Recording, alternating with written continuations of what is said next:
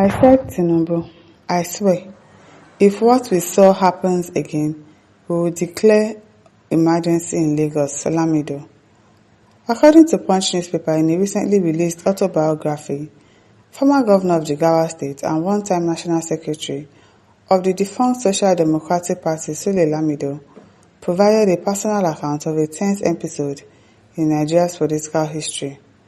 The narrative contained in his book, Being True to Myself, everybody just a release book, now. He focuses on the events surrounding the 2000 crisis in Lagos State, which led to the loss of many lives and properties. Lamido reflected on the violence that unfolded in Lagos during that period, and recounted how he directly confronted the then governor of Lagos State, Bola Tinubu, who is now Nigeria's president. His reaction was driven by the extensive destruction witnessed during the fact-finding mission sanctioned by the federal government.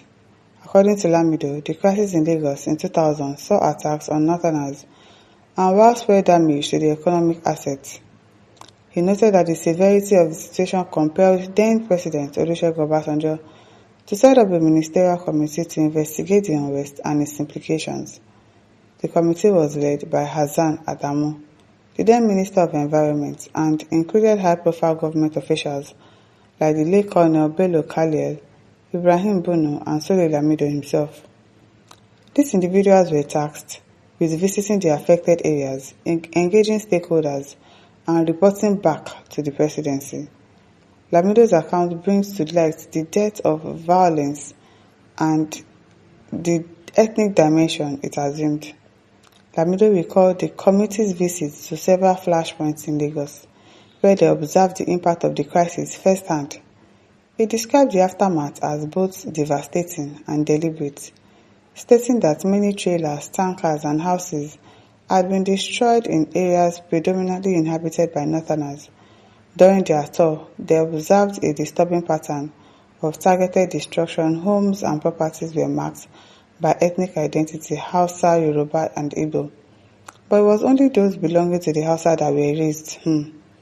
This selective pattern of violence gave Lamido the impression that the attacks were not just spontaneous, but driven by economic sabotage and ethnic hostility.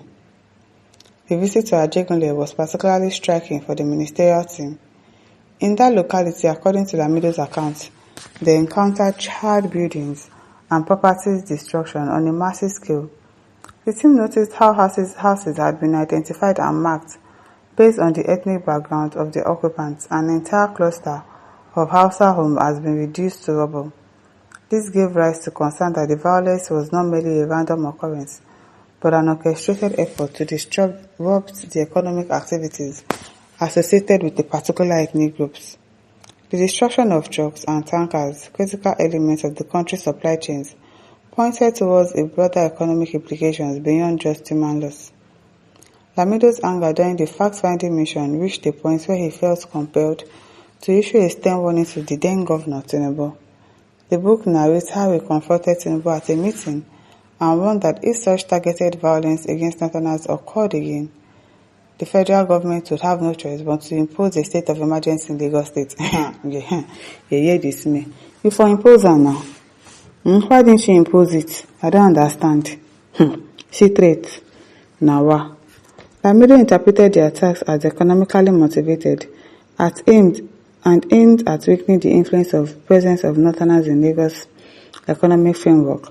His reaction, he explained, stemmed from what he perceived as a failure on the part of the state government to control or prevent such acts of aggression.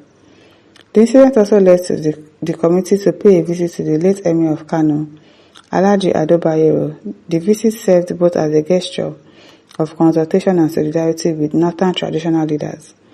During their discussion, the minister reaffirmed their commitment to the north and pledged to protect the interests of their people as part of their duties in public office. The meeting with the Emir also helped solidify the resolve of the committee members to confront the situation with the seriousness it demanded. It underscored the emotional and political weight the incidents carried for northerners who felt their people were under siege in another part of the country. Why didn't you just call them back home? Why didn't you just tell them, you people should be coming back? Beg. The 2000 crisis in Lagos marks one of several episodes of inter-ethnic tension that have punctuated Nigeria's post-independence history. The level of destruction and human suffering, as detailed by Lamido, reinforced the need for a more proactive approach to inter-ethnic relations and state response to civil unrest. Lamido's book captures the mood of the time and sheds light on the limitations of state interventions. In situations where violence takes on an ethnic or economic dimension, the implication of threatening a state of emergency also reflected the depth of federal concern and the readiness to escalate matters if stability was not restored. Lamido stated, "I got up and said, please, Tinubu, I swear by Allah, if what we saw happens again, we will declare a state of emergency in Lagos." Who will declare it? You or Obasanjo? We have gone round. We have seen over 1,000 vehicles, tankers and trailers burned down. So the killing, the crisis was targeted. It was economic, to destroy the economy of a particular area. We went to Ajegunle. We saw houses marked by tribe, Hausa house, Yoruba house, Igbo house, and all Hausa houses were burned down. Wow, that time must have been serious. It is well. Ayo Ajayi says Sule Lamide, a committee set up by Obasanjo completely made up of Hausa to come and investigate crises affecting Hausas. We'll go back. We bias report. Exactly. But we will not talk. It's in the past, Abi. Let the past. Omigi says, that was politics then. Politics of the old. Please, let's talk of politics now. Present day politics, because I don't understand why they are selling book. My Truth, what did they call the name of the book? I beg. Imam Jackson says, forget about this Lamido and his useless committee. Northerners are parasites and leeches, yes, who milk other people to death. They contribute nothing, but they want the greatest share. Thieves and usurpers, yes, leeches, parasites. Everything you call them, that is what they are. What useless properties did the Fulani Hausa had in Lagos in year 2000 exactly? Those people that know is to rent house. Those people that will sleep anywhere that they see. Which property? Useless people who only want to escalate violence and killings. Northerners can never cooperate with other Nigerians, so better they form their own Islamic nation. And leave the rest of us alone. Exactly, that was what I was saying. That time, why did you call all of them back home and say, okay, since they don't want you people there, go back to your village. You are saying you will declare state of emergency. Why didn't you declare it? You hear this smell.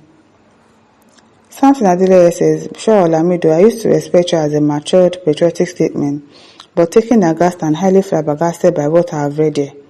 In your report here, you deliberately ignored to inform your readers what led to the Lagos State crisis of year 2000. You got up and said, I swear by Allah, if what we saw happens again, we will declare state of emergency in Lagos. Who are we in the question? I wonder. I beg, just leave him alone. He's talking rubbish. He's talking past tense. Over to you, my listeners. Don't forget to like, share, and subscribe. Bye.